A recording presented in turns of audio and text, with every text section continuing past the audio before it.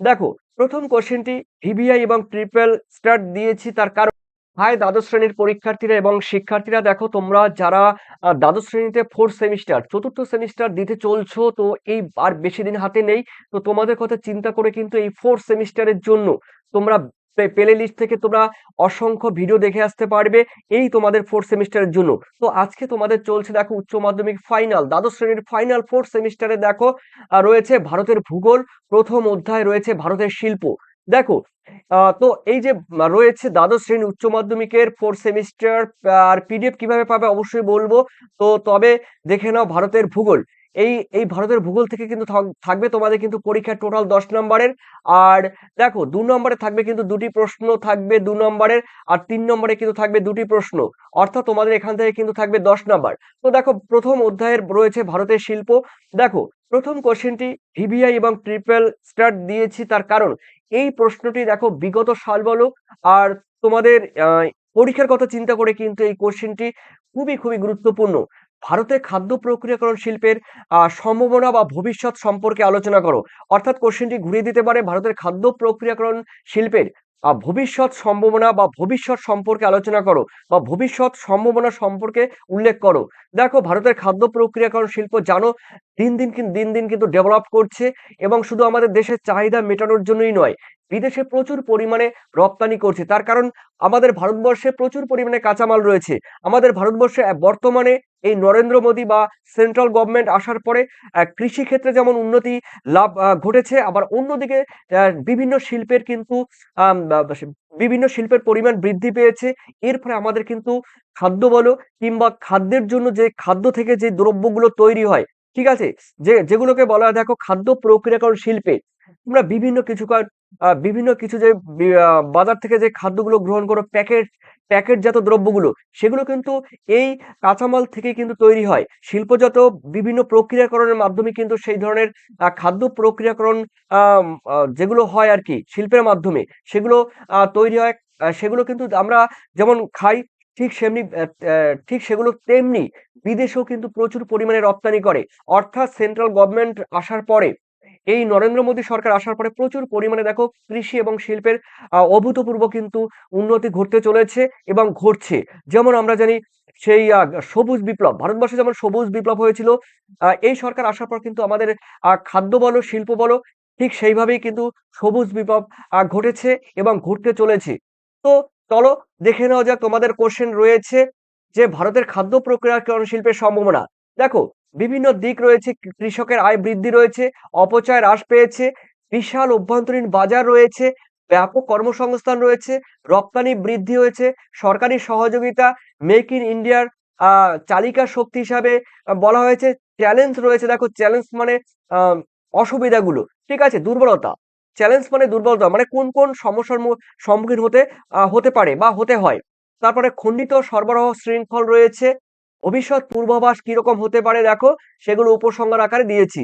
এরপরে রয়েছে দেখো তোমাদের ডবল স্টার রয়েছে, ভারতের ছোটনাগপুর মালভূমি অঞ্চলে লৌহ ইস্পাত শিল্পের কেন্দ্রীভবনের বা বিকেন্দ্রীভবনের কারণ কি। অর্থাৎ ভারতবর্ষের আমাদের উত্তর পূর্ব, বিশেষ করে আমাদের পূর্ব ভারতের যে ছোটনাগপুর মালভূমি আছে, আমরা জানি ছোটনাগপুর মালভূমিকে কিন্তু খনিজ ভান্ডার বলা হয়, ঠিক আছে। এই ছোটনাগপুর মালভূমি অঞ্চলে লৌহ ইস্পাত শিল্পের কেন্দ্রীভবনের কারণ কি। আমরা জানি কুলটি, বার্নপুর, দুর্গাপুর, রাউরকেল্লা যেগুলো রয়েছে আর কি, ঠিক আছে।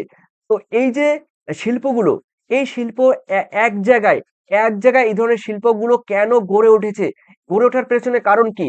আকরিক লোহা বা কাঁচামালের সুবিধা রয়েছে, বন্দর রয়েছে, শ্রমিক, পর্যাপ্ত বিদ্যুৎ রয়েছে, চাহিদা এবং বাজার রয়েছে, আন্তর্জাতিক আন্তর্জাতিক মানে বাজারও কিন্তু রয়েছে, ঠিক আছে। যেমন কলকাতা বা হলদিয়া বন্দরের মাধ্যমে কিন্তু বিদেশে কিন্তু রপ্তানি করা হয়। আবার বিভিন্ন কাঁচামালও কিন্তু এই বন্দরের মাধ্যমে কিন্তু আমদানি করা হয়, বিভিন্ন পার্টস বা যন্ত্রপাতি বলতে পারো। ট্রিপ্লেস্টার আর ভিভিআই, দেখো ভারতের পশ্চিম ভারতে পেট্রোকেমিক্যাল শিল্পের উন্নতি লাভের কারণ কি। অথবা কোশ্চেনটি ঘুরিয়ে দিতে পারে, ভারতের পশ্চিম দিকে পেট্রোকেমিক্যাল শিল্পের কেন্দ্রীয় ভবন বা একদেশী ভবনের কারণগুলো কি কি। দেখো পশ্চিম ভারত বলতে কিন্তু আমরা বুঝি যে মুম্বাই, মানে মহারাষ্ট্র রয়েছে, গুজরাট রয়েছে।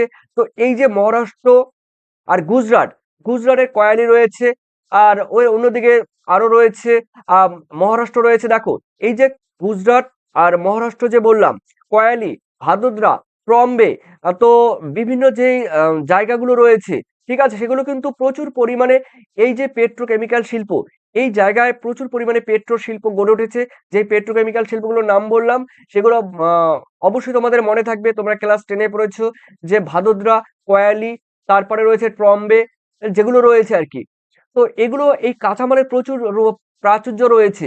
তার মধ্যে রয়েছে দেখো মুম্বাই হাই বা বোম্বে হাই রয়েছে, দমন, দরিয়া রয়েছে, গান্ধার, রত্না প্রভৃতি অঞ্চলে রয়েছে, কাম্বে রয়েছে, গুজরাটের আঙ্কেলেশ্বর রয়েছে, নুনেস, আমেদাবাদ, এই সমস্ত জায়গা থেকে প্রচুর পরিমাণে কাঁচামাল পাওয়া যায়। এছাড়াও কিন্তু কাঁচামাল, প্রচুর পরিমাণে কাঁচামাল তোমার গালফ কান্ট্রি বলতে ইরাক, ইরান, সৌদি আরব, ওমান, এই সমস্ত দেশ থেকে কিন্তু প্রচুর পরিমাণে অপ্রশোধিত তেল কিন্তু মুম্বাই বন্দরের মাধ্যমে আমাদের ভারতবর্ষে আসে। তো তৈল শোধনাগার বলতে দেখো ট্রম্বে, জামনগর, কয়ালি, এই সমস্ত জায়গা রয়েছে। বন্দরের সুবিধা তোমরা জানো, মুম্বাই, নবসেবা বা গুজরাটের কান্ডালা, সুরাট, এই সমস্ত বন্দর। বিদ্যুতের সরবরাহ, উন্নত পরিকাঠামো, পর্যাপ্ত জলবিদ্যুৎ, জলসম্পদ, উন্নত পরিবহন, সুলভ ও দক্ষ শ্রমিক, উন্নয়ন, প্রযুক্তি, মূলধনের যোগান, সরকারি নীতি, বিপুল চাহিদা রয়েছে। তো দেখো তোমরা এই যে পিডিএফ এর কথা বললাম, তোমরা যদি কেউ পিডিএফ না নিতে পারো, অবশ্যই তোমরা স্ক্রিনশট দিয়ে নিতে পারো, মোবাইলে স্ক্রিনশট দিয়েও তোমরা পড়তে পারো। তবে পিডিএফ যারা নেবে অবশ্যই পিডিএফ এর মধ্যেই সাজানো গোছানো থাকবে, পরপর থাকবে, এখানেও সাজানো গোছানো আছে। তবে পিডিএফ নিতে গেলে একটা পিডিএফ এর মধ্যে টোটাল তোমরা পাচ্ছ। আর তোমরা যারা নিতে পারবে না, অবশ্যই তোমরা কিন্তু স্ক্রিনশট দিয়ে নিতে পারো। আর যদি তোমরা নিতে চাও, অবশ্যই আমার সঙ্গে কিন্তু 7890404016 এই নাম্বারে হোয়াটসঅ্যাপে যোগাযোগ করবে। ওকে। এরপরে রয়েছে দেখো কাগজ শিল্পের কাঁচামালগুলো কি কি। কাগজ শিল্প আমরা জানি, কাগজ শিল্পের প্রধান কাঁচামাল দেখো উদ্ভিদ, এটা কিন্তু হবে উদ্ভিদ, ঠিক আছে। উদ্ভিজ, সরি, উদ্ভিজ কাঁচামাল, এটা বর্গজ হবে, উদ্ভিজ কাঁচামাল, ঠিক আছে। কি বললাম, কাগজ শিল্পে দেখো, কাগজ শিল্পে কিন্তু প্রধান কাঁচামাল উদ্ভিজ কাঁচামাল। ওকে। এই উদ্ভিজ কাঁচামাল বলতে আর রয়েছে সরলবর্গীয় নরম কাঠ, সাবাই ঘাস, বাঁশ, আখের ছিবড়া, ধান, গমের খড়কুটো, পাট, তুলো, এগুলো। আর রাসায়নিক বলতে কস্টিক সোডা রয়েছে, সোডা অ্যাশ রয়েছে, ব্লিচিং পাউডার রয়েছে, সোডিয়াম সালফেট রয়েছে, অ্যালুমিনিয়াম সালফেট রয়েছে, H2SO4 রয়েছে, পরিচুন রয়েছে, চুন রয়েছে, এগুলো দরকার কিন্তু রাসায়নিক কাঁচামাল। খুবই গুরুত্বপূর্ণ কিন্তু এই কোশ্চেনটি খুবই গুরুত্বপূর্ণ, এখানে ভিবিআই করা হয়নি। এরপর রয়েছে দেখো পূর্ব মধ্যাঞ্চলে বা পূর্ব মধ্য ভারতে লৌহ ইস্পাত শিল্পের কেন্দ্রীভবনের বা একদেশী ভবনের কারণগুলো আলোচনা করো। পূর্ব ভারত বলতে দেখো একটু আগে এই কোশ্চেনটি হয়েছে, দেখো একটু আগে কিন্তু এই কোশ্চেনটি হয়েছে, ডবল করে রিপিট হয়ে গেল। এরপর রয়েছে দেখো ভারতের মোটর গাড়ি শিল্পের উন্নতি লাভের কারণ কি। দেখো মোটর গাড়ি নির্মাণ শিল্প বলতে আমরা জানো বুঝি 2 চাকা, 3 চাকা, 4 চাকার যান রয়েছে যেগুলো, ঠিক আছে। তো সেগুলোর কাঁচামালের যোগান রয়েছে, জমির সহজলভ্যতা রয়েছে, সুলভ ও দক্ষ শ্রমিক রয়েছে, শিল্প সমাবেশের প্রভাব রয়েছে, প্রযুক্তির উন্নতি রয়েছে, মূলধনের যোগান রয়েছে, চাহিদা ও বাজার রয়েছে। তারপরে রয়েছে দেখো 7 নম্বরের কোশ্চেন, পেট্রো রসায়ন শিল্প বলতে কি বোঝো। দেখো পেট্রো রসায়ন শিল্প কাকে বলে বা petrochemical industry, what do you mean by petrochemical industry বা ডেফিনেশন অফ পেট্রোকেমিক্যাল ইন্ডাস্ট্রি কাকে বলে রয়েছে। আর পেট্রো রসায়ন শিল্পে ভবিষ্যৎ সম্ভাবনা উজ্জ্বল, তাই পেট্রোকেমিক্যাল শিল্পকে কিন্তু বলা হয় উদীয়মান শিল্প।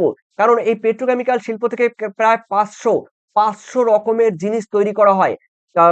প্লাস্টিকের ব্যাগ বলো, বালতি বলো বা পাপোশ বলো, বিভিন্ন যে সমস্ত সাজ সরঞ্জাম রয়েছে বাড়িঘরের, বিভিন্ন কিছু কিন্তু এই পেট্রোকেমিক্যাল শিল্প থেকে তৈরি করা হয়। প্রায় 500 রকমের উপরে জিনিস তৈরি করা হয়। এরপরে রয়েছে দেখো অবিশুদ্ধ কাঁচামাল কাকে বলে। দেখো অবিশুদ্ধ কাঁচামাল বলতে যে সমস্ত কাঁচামাল শিল্পজাত দ্রব্যে তৈরি করার সময় ওর ওজনগুলো কমে যায়, ওই দ্রব্যের ওজন কমে যায়, তখন তাকে বলা হয় কি অবিশুদ্ধ কাঁচামাল। যেমন বলতে পারো লোহা রয়েছে, তারপরে আখ বা চিনি শিল্প রয়েছে, চিনি শিল্প বলতে পারো। এগুলো কিন্তু কি বলতো অবিশুদ্ধ কাঁচামাল। পণ্য, পণ্য সূচক বা মেটেরিয়াল, পণ্য, পণ্য না পণ্য, নয়জা বলা হবে। পণ্য সূচক বা মেটেরিয়াল ইন্ডেক্স কাকে বলে। দেখো পণ্য সূচক তোমরা দেখে নাও, পণ্য সূচক। ওকে। বলতে গেলে অনেক সময় লাগবে। এরপরে রয়েছে লৌহ ইস্পাত শিল্পের প্রয়োজনীয় কাঁচামালগুলো পারবে। ভারী ইঞ্জিনিয়ারিং শিল্প কাকে বলে? ভারী বলতেই তোমরা জানো জাহাজের যন্ত্রপাতি, তারপরে যে সমস্ত কৃষির যন্ত্রপাতি, ভারী যন্ত্রপাতি যেগুলো রয়েছে আরকি। ঠিক আছে? সেই ধরনের বৈদ্যুতিক যন্ত্রপাতি রয়েছে, সেগুলো ভারী যন্ত্রপাতি। এরপরে রয়েছে দেখো তোমাদের রয়েছে মোটর গাড়ি। দেখো মোটর গাড়ি নির্মাণ শিল্পের সংযোজন ভিত্তিক শিল্প বলা হয় কেন? কোনো একটি মোটর গাড়ি রয়েছে, সেই মোটর গাড়িকে দেখো এই মোটর গাড়িকে সংযোজন ভিত্তিক শিল্প কেন বলা হয়? এই মোটর গাড়িকে এই মোটর গাড়িকে কেন সংযোজন ভিত্তিক শিল্প বলা হয়? তোমরা জানো মোটর গাড়ি নির্মাণ শিল্পে কিন্তু দেখো বিভিন্ন কিছু তোমরা টায়ার বলো, টিউব বলো, বিভিন্ন পার্টস বলো, কাঁচ বলো, নাট বল্টু বলো, সেগুলো কিন্তু বিভিন্ন জায়গা থেকে এনে কিন্তু সংযোজন করা হয়। ঠিক আছে? তো সেই হিসেবে কিন্তু দেখো মোটর গাড়ি নির্মাণ শিল্পকে কিন্তু সংযোজন ভিত্তিক শিল্প বলা হয়। এরপরে রয়েছে অনুসারী শিল্প। দেখো কোনো প্রধান শিল্পকে কেন্দ্র করে যখন অসংখ্য ছোট ছোট শিল্প গড়ে ওঠে, তখন তাকে অনুসারী শিল্প বলা হয়। এরপরে রয়েছে পেট্রোকেমিক্যাল শিল্প কাকে বলে? ঠিক আছে, একটু আগে বলা হয়েছিল পেট্রোকেমিক্যাল শিল্পকে উদীয়মান বা সানরিচ ইন্ডাস্ট্রি বলা হয় কেন? কারণ এর ভবিষ্যৎ সম্ভাবনা উজ্জ্বল রয়েছে। এই শিল্পের ভবিষ্যৎ উজ্জ্বল এবং ৫০০ রকমের উপরে জিনিস তৈরি করা হয়। পেট্রোকেমিক্যাল শিল্পকে আধুনিক শিল্প দানব বলা হয় কেন? পেট্রোকেমিক্যাল শিল্পের কাঁচামালগুলো হ্যাঁ, কি কি রয়েছে? আর মেনলি কিন্তু ন্যাপথা। এরপরে রয়েছে দেখো অটোমোবাইল শিল্প কাকে বলে? ভারতের খাদ্য প্রক্রিয়াকরণ শিল্পের দুটি সমস্যা লিখতে হবে। পর্যাপ্ত পরিকাঠামোর অভাব রয়েছে, নিয়মিত কাঁচামালের অভাব রয়েছে। ওকে, এরপরে রয়েছে ২০ নম্বরের কোশ্চেন দেখো কাগজ শিল্প স্থাপনের অনুকূল ভৌগোলিক কারণগুলো উল্লেখ করো। দেখো কাগজ শিল্প কিন্তু যেকোনো জায়গায় কিন্তু তৈরি করা যায় না। কাগজ শিল্প তৈরি করতে গেলে প্রথমত কাঁচামালের দরকার হবে। ঠিক আছে? কাঁচামাল বলতে আমি প্রথমেই বলেছিলাম নরম কাঠ রয়েছে।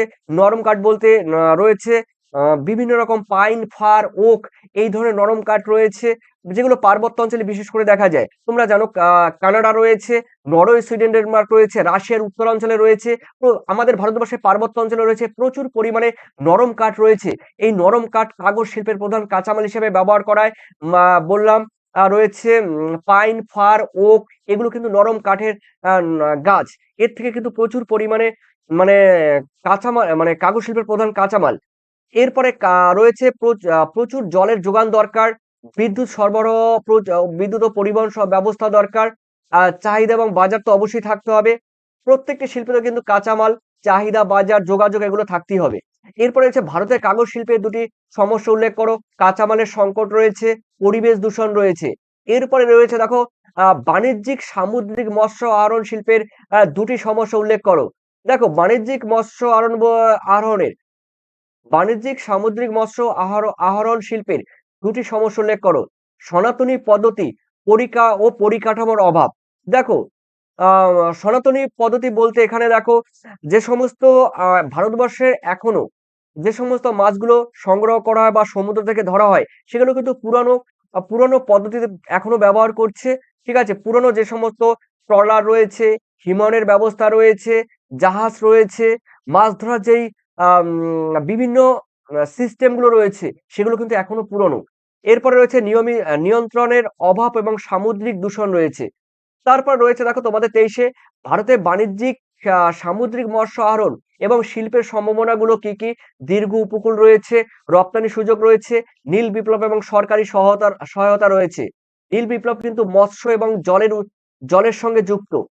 ভারতের পেট্রোকেমিক্যাল শিল্পের প্রধান উপকূলীয় অঞ্চলে গড়ে ওঠার কারণ কি? দেখো আ ভারতবর্ষে যতগুলো শিল্প রয়েছে, পেট্রোকেমিক্যাল শিল্প বিশেষ করে উপকূলীয় অঞ্চলে বা বন্দরের কাছাকাছি গড়ে উঠেছে। কাঁচামালের আমদানির সুবিধা রয়েছে, বাজার এবং রপ্তানির সুবিধা রয়েছে। এরপরে দেখে নিচ্ছি দেখো তথ্য ও যোগাযোগ পদ্ধতি আইসিটি। ঠিক আছে? ইনফরমেশন অ্যান্ড কমিউনিকেশন টেকনোলজি শিল্পের দুটি গুরুত্ব উল্লেখ করতে হবে। অর্থনৈতিক প্রবৃদ্ধি রয়েছে, অন্যান্য শিল্পের ভিত্তি রয়েছে। এরপরে রয়েছে দেখো তোমাদের পরের কোশ্চেন ভারতে আইসিটি শিল্পের দ্রুত বিকাশ লাভের কারণ কি? দক্ষ মানব সম্পদ, সরকারি নীতি ও সহায়তা, কম মজুরি। এরপরে রয়েছে ২৭-এ ভারতের মোটর শিল্পের দ্রুত বিকাশ লাভের দুটি কারণ কি? ভারতবর্ষে যে মোটর শিল্প রয়েছে সেই মোটর শিল্পের দ্রুত বিকাশ লাভের কারণগুলো কি কি? বললাম। এরপরে রয়েছে দেখো তোমাদের ২৮ ভারতের লৌহ ইস্পাত শিল্পের প্রধান সমস্যাগুলো কি কি? দেখো ভারতবর্ষে যে লৌহ ইস্পাত শিল্প রয়েছে সেই শিল্পের প্রধান প্রধান সমস্যাগুলো কি কি, 1, 2 আমি 3টি লিখে দিয়েছি। এরপর রয়েছে দেখো তোমাদের 29-এ ভারতের বাণিজ্যিক মৎস্য আহরণ আহরণ শিল্পের উন্নয়নের জন্য অনুকূল ভৌগোলিক 3টি প্রাকৃতিক কারণ উল্লেখ করো। উপকূলের প্রকৃতি, মৌসুমী বায়ু ও জলের মিশ্রণ, এলাকার বিস্তার। এরপরে 30-এ রয়েছে দেখো ভারতের সামুদ্রিক মৎস্য আহরণ শিল্পের উপর জলবায়ুর পরিবর্তনের 2টি নেতিবাচক দিক উল্লেখ করো। নেতিবাচক মানে নেগেটিভ, নেগেটিভ দিক মানে খারাপ দিক, মাছের পরিযান ও সংখ্যা হ্রাস, তারপরে হচ্ছে সামুদ্রিক ঝড়ের প্রকোপ বৃদ্ধি এগুলো। তারপরে কোশ্চেন ভারতের সামুদ্রিক মৎস্য আহরণ শিল্পে নীল বিপ্লবের ভূমিকা উল্লেখ করতে হবে। আধুনিক প্রযুক্তি, আধুনিকরণ ও প্রযুক্তি, তারপরে পরিকাঠামো উন্নয়ন, উৎপাদনশীল। এরপরে দেখো পূর্ব ভারতের লৌহ ইস্পাত শিল্পের কারণগুলি উল্লেখ করো। 5 নম্বরে কোশ্চেনে যেরকম দিয়েছিলাম 5 নম্বরে দেখো এই দাগ নম্বরে 5 একই কিন্তু উত্তর কিন্তু। এরপরে রয়েছে খাদ্য প্রক্রিয়াকরণ শিল্পের উন্নতির কারণগুলোর আলোচনা করো। উন্নতির কারণ বলতে এই কোশ্চেনটি হয়েছে রিপিট। কাঁচামালের প্রাচুর্য, অভ্যন্তরীণ চাহিদা, পরিবর্তনশীল খাদ্যাভ্যাস, তারপর উন্নত প্রযুক্তির ব্যবহার। এই কোশ্চেনটি খুবই গুরুত্বপূর্ণ তাই বারবার রিপিট হচ্ছে। আধুনিক যোগাযোগ ব্যবস্থার কৃত্রিম উপগ্রহের ভূমিকা উল্লেখ করো ভিভিআই। এই কোশ্চেনটি এই যে এটি কিন্তু আধুনিক যোগাযোগ ব্যবস্থা কিন্তু সিলেবাসে রয়েছে। তো অবশ্যই তোমরা কিন্তু এই কোশ্চেনটি পড়বে। কৃত্রিম উপগ্রহের প্রধান গুরুত্ব রয়েছে, তারপরে পয়েন্টগুলো দিয়েছি তোমরা দেখে নাও, এগুলো রয়েছে। ওকে, এরপরে তোমাদের দেখো এই যে পিডিএফ, এই পিডিএফ তোমাদের কিভাবে পাবে আমি অবশ্যই বলেছি। তো তোমরা যারা নেবে অবশ্যই 7890404016 এই নাম্বারে যোগাযোগ করবে হোয়াটসঅ্যাপে। ওকে, আর এই পিডিএফ এর মধ্যে তোমরা পাচ্ছ সম্পূর্ণ পিডিএফ তৈরি হয়ে গেছে, কমপ্লিট হয়ে গেছে তোমাদের এই তোমাদের এই পরীক্ষার কথা চিন্তা করে। আর যারা নেবে অবশ্যই যোগাযোগ করবে। আর তোমাদের সামনের ভিডিওগুলো তোমরা কিভাবে পাবে অবশ্যই তোমরা কিন্তু আহ জুড়ে থাকো, তোমরা লাইক সাবস্ক্রাইব কমেন্ট করো, আর সেই সঙ্গে তোমরা প্লে লিস্ট থেকে অন্যান্য ভিডিওগুলো কিন্তু দেখে আসতে পারো। তো অবশ্যই মূল্যবান কমেন্ট সেকশনে জানিয়ে দিও। তোমাদের সবাইকে ধন্যবাদ। Thank you.